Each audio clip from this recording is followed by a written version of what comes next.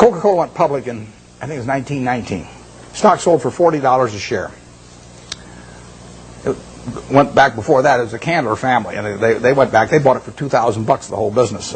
A's the Candler back in the late 1880s in a couple of purchases.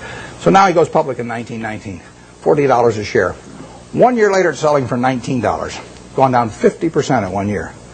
Now you might think that's some kind of disaster, and you might think that sugar prices increased and the bottlers were rebellious and a whole bunch of things. You could always find a few reasons why that wasn't the ideal moment to buy it.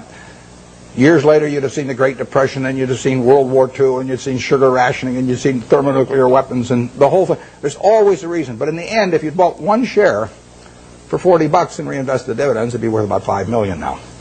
And that factor so overrides anything else. I mean, if you're right about the business, you'll make a lot of money. And the timing part of it is a very tricky thing. So I don't worry about any given event if I've got a wonderful business, what it does to next year or something of the sort.